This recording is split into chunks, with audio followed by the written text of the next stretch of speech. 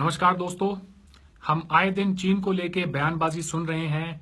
कोई कहता है कि चीन का बना हुआ माल इस्तेमाल मत करो, इससे हमारे देश की अर्थव्यवस्था को नुकसान पहुंचता है।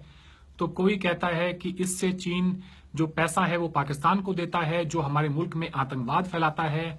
दोस्तों, आज मैं आपके सामने दो चार बातें रखूंगा जिससे आपकी आंखों पे पड़ा हुआ जो पर्दा है वो हट जाएगा। सबसे पहली बात तो यह है दोस्तों भी किसी भी मुल्क की ताकत का अंदाजा उसकी इकोनॉमी से होता है, उसकी अर्थव्यवस्था से होता है। हमारे मुल्क की जो टोटल इकोनॉमी है, हमारी जीडीपी, हमारी अर्थव्यवस्था, वो लगभग $2 ट्रिलियन की है। और दोस्तों, आपको जान के हैरानी होगी कि चीन इससे कहीं ज्यादा का माल बना के और दुनिया को बेचता है। अगर मैं साफ साफ शब्दों में कहूं तो वो एक हिंदुस्तान हर साल बना के दुनिया को बेचता है और हम कहते हैं कि हम उनका सामान ना खरीद के उन्हें सबक सिखा देंगे। उनका 3% माल सिर्फ हिंदुस्तान आता है, इससे ज्यादा नहीं आता। दोस्तों, हमारे मुल्क के अंदर आपको जान के हैरानी होगी कि मोदी साहब ने 3 साल पहले 2014 के लोकसभा चुनाव के दौरान हर अपने भाषण में बात कही थी कि हम हर गांव से थोड़ा थोड़ा लोहा लेंगे और उस लोहे को पिघला के और हम सरदार वल्लभ भाई पटेल की एक ऐसी प्रतिमा बनाएंगे जो दुनिया में सबसे बड़ी होगी। मोदी साहब, आपके पास हजारों सलाहकार होंगे, आपको एक छोटी सी बात बताना भूल गए कि इस तरह की मूर्तियां, इस तरह की प्रतिमाएं लोहे से नहीं बनती, उसमें स्टील और कॉपर का इस्तेमाल होता है। दोस्तों, उस मूर्ति का नाम है स्टैच्यू ऑफ यूनिटी। हिंदुस्तान की एकता का प्रतीक है वो मूर्ति, जो आज हम नहीं बना रहे, वो चीन के अंदर बन रही है। जी हां दोस्तों, हिंदुस्तान की एकता का प्रतीक जिससे हमारा राष्ट्रवाद हमारा झलकता है, वो चीन बना रहा है, हम नहीं बना पा रहे हैं उसे। हमने बनाया क्या है पिछले 5000 सालों में? पहले मूर्तियां ही बनाई, मंदिर बनाए, बाद में मस्जिद बनाए, गुरुद्वारे बनाए। इस चीज में तो हमारी महारत हासिल है। मूर्तियां बनाने में तो हम दुनिया में सबसे आगे हैं। क्या हमारे देश के जो शिल्पकार हैं, जो कंपनीज हैं, वो मिलके सरदार पटेल की मूर्ति नहीं बना सकती? लेकिन नहीं दोस्तों, 3000 करोड़ में ये कॉन्ट्रैक्ट लार्सन एंड टूब्रो को दिया गया। वही कॉन्ट्रैक्ट फिर आगे जाके चीन की एक कंपनी को दिया गया।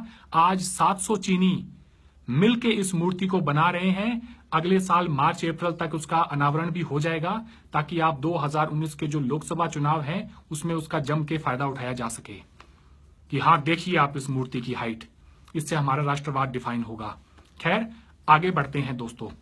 पिछले साल टाइम्स ऑफ इंडिया में यह खबर छपी थी कि हिंदुस्तान का जो झंडा है, जी हां दोस्तों, हमारे मुल्क का झंडा जो है वो हमसे कहीं सस्ते दामों में चीन से बन के आ रहा है। हमारे जो लोकल मैन्युफैक्चरर्स हैं उनको इतना भारी नुकसान उठाना पड़ रहा है। इसके कारण उनकी जो लागत है, हमारे जो लोकल मैन्युफैक्चरर्स हैं उनकी लागत से 30-35% सस्ता है चीन में बना हुआ हिंदुस्तान का झंडा।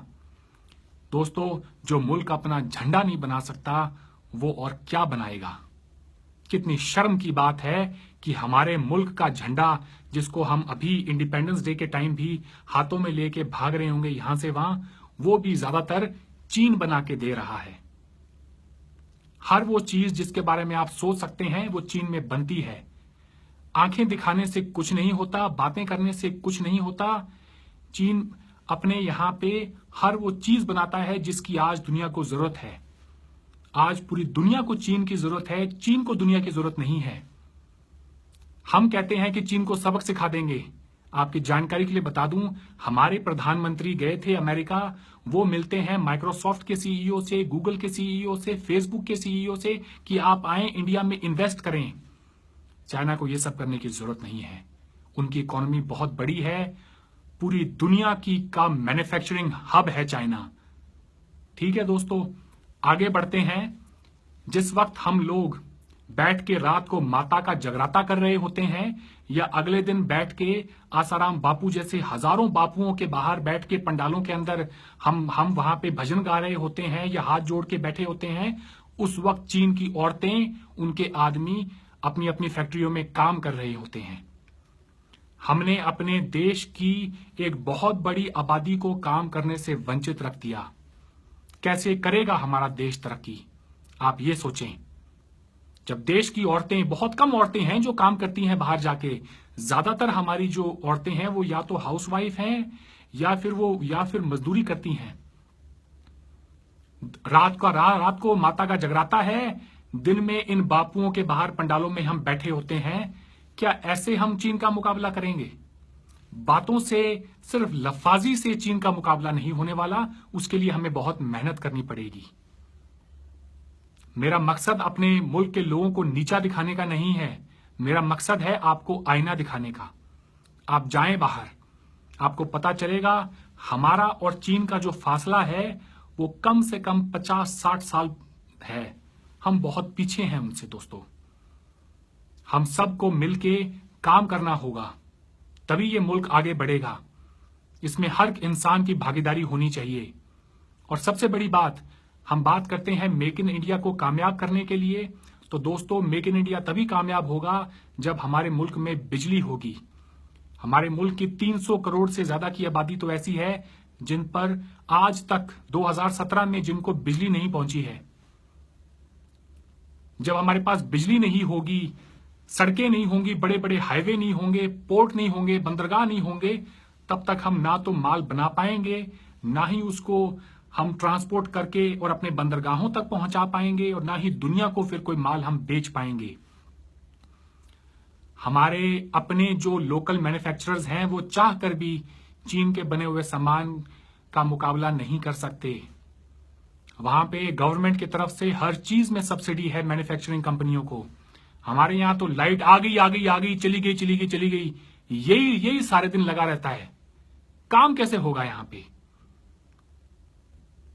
दोस्तों, जिस मुल्क में उस मुल्क का झंडा अपना बनाने की हैसियत नहीं हो, वो अपने लोगों को क्या देगा? हम 2 वक्त की रोटी नहीं दे सकते अपने लोगों को, कम से कम इज्जत तो दें।